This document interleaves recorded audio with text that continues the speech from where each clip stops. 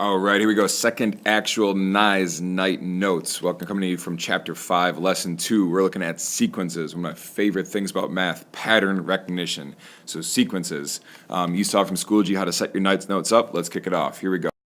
Your essential question, remember you were just listening at this point. Your essential question is how can you use symbols and how can you use numbers and symbols to represent mathematical ideas? Same essential question as last time. Don't need to write anything down, but that's kind of what our forefront is. Got 3 pieces of vocab. You're going to stop, listen, and write these 3 sentences down. So, first piece that go into your notes are your vocab. First, we have a sequence. A sequence is an ordered list of numbers. I'm going to put some examples of some sequences. So here we have a sequence that looks like 3, 6, 9, 12. That's an example of a sequence, an ordered list of numbers. I'm going from from smallest to biggest, and I'm going in order. Next, we have a term. A term is each number in a sequence. So if I'm looking at terms, if I'm looking at this number sequence, 3 is term 1, 6 is term 2, 9 is term 3, and 4 is term 4. It says their position in that sequence. So this is in first position, second position, third, and fourth. Those come later when we write expressions from those, but a term is just the placement of each number in that sequence. Finally, we have an arithmetic sequence. Arithmetic means addition, so we have a sequence where each term, remember each term, is found by adding the same number to the previous term. So in this case, my arithmetic sequence is adding 3 to each previous term. I'm getting a little small in my handwriting there, so just know that it said adding 3 to each previous term. How I know that is that I took from 3 to 6 is add 3, 6 to 9 is add 3, 9 to 12 is adding 3. So as I progress from term to term, I was adding 3 in my sequence. So in my sequence, I was adding 3 every single time. Make sure that you're getting those terms written down. I would jot down some examples in there as well. So you have a sequence, an ordered list of numbers, a term, placement in that sequence. Finally, an arithmetic sequence tells you what number you're adding every single time to that sequence. So if you need to take a pause, go ahead and write those down. Otherwise, we're moving forward. All right, here's an example of some arithmetic sequences and some ways we can describe. Here, you're just listening again, so we don't need to write anything down at this point. As I'm going through this, I'm looking for continue each sequence. I have 1 in the first term, 3 in the second term, 5 in the third term, 7 in the fourth term. That means my fifth term has to be 9. My arithmetic sequence then is describe each sequence, add 2 to the previous term. Then in the bottom one, I have 1 going to 1.5, going to 2, going to 2.5, 3, 3.5 as I continue. Here I'm adding 0.5 to each term, plus 0.5. So if I'm describing this, I would add 0.5 to the previous term. Here, I'm just putting in some ditto marks there, so rather than rewriting the entire thing, we're just describing what our sequences are. So if we are completing the sequence with numbers, we just continue with numbers, and we keep plugging in that follow the pattern. Otherwise, in words, this is the key point here. Add 2 to the previous term. So that gives us an idea about how we can start to create some algebraic expressions from those. We're going to do a stop, listen, and write on this one. Obviously don't need you to write this entire thing down, no problem. What I do need you to write down is everything that I'm going to write down here in my handwriting. So first of all, I'll start by writing page 357 and put the letters EX to represent example. So this is going to be a checkout for us. So we're looking at this pattern right here. And in this pattern, you're going to ask yourself, is this an arithmetic sequence? Remember, arithmetic sequence means adding the same term, or the same number to every single term. So here I have 15 to 16, 16 to 18, 18 to 21, and 21 to 25. Take a pause when I say now, and then you're going to answer that question in your notebook. Is this an arithmetic sequence? So pause now. As you're back, we should see that if I'm looking at my arithmetic, or looking at a sequence here I'm adding 1 from 15 to 16, adding 2 from 16 to 18, adding 3, and then adding 4.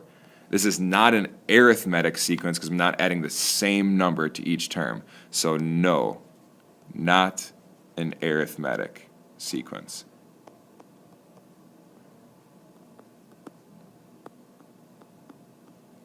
We would need to add the same number every single time in order for it to be arithmetic. So make sure that you have that written down and your answer written down and checking to see if you're understanding arithmetic.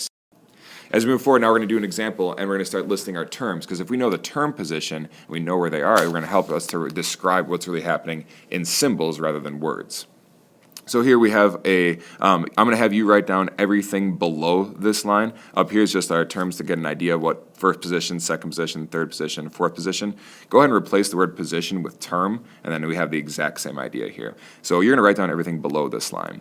And here we're just going to start listing off our term numbers. So we're going to have term 1, term 2, term 3, term 4. Then we're actually going to go to term n, and we're going to talk about what that means. But as we start to see our sequence here, we start to see, okay, what's really happening? In term 1, I have position 2. Then I go to 4, 6, and then 8. Now, I'm going to pause right here before we get to term n. So I want you to have this table in your notes. Then I want to talk to you about what we can do for term n. We're seeing here we're adding 2 every time we go up by 1 in our terms. So I'm adding 2, adding 2.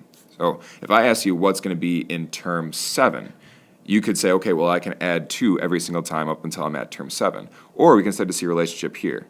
We can see that, okay, hey, in term 1, I have 2. Term 2 is 4. Term 3 is 6. Term 4 is 8. That means I'm just multiplying each term by 2.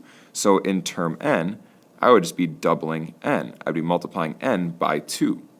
So if I'm adding 2 every single time, and I'm looking at this pattern that I have in my terms, I can start to write an algebraic expression.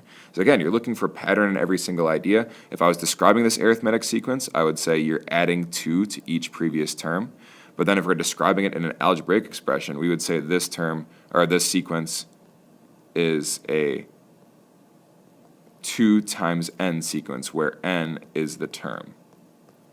So if I want to figure out term, let's say 30, I know that my number in term 30 would be 30 times 2, which would be 60.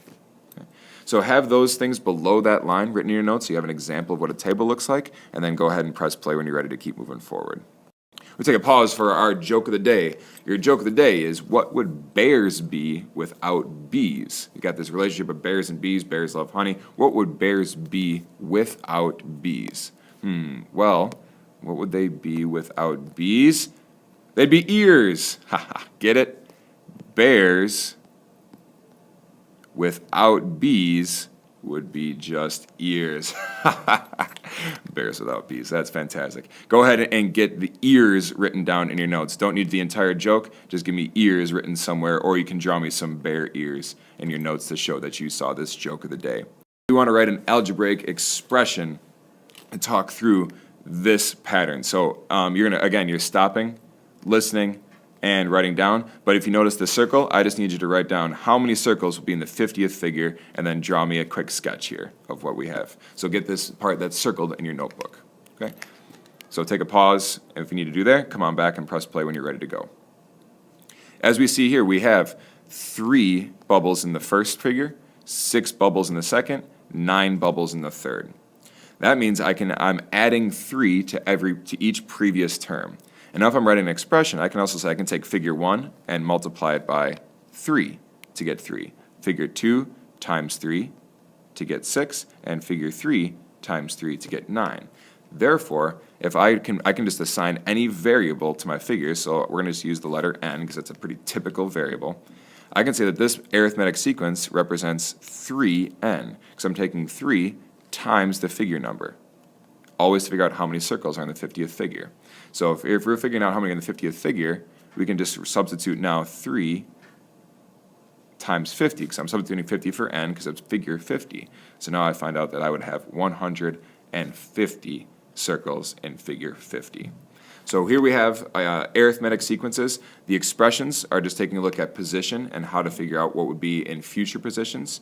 And we have for today. So that's the end of our night notes. Hopefully this was shorter, and we will see you on the flip side. Adios.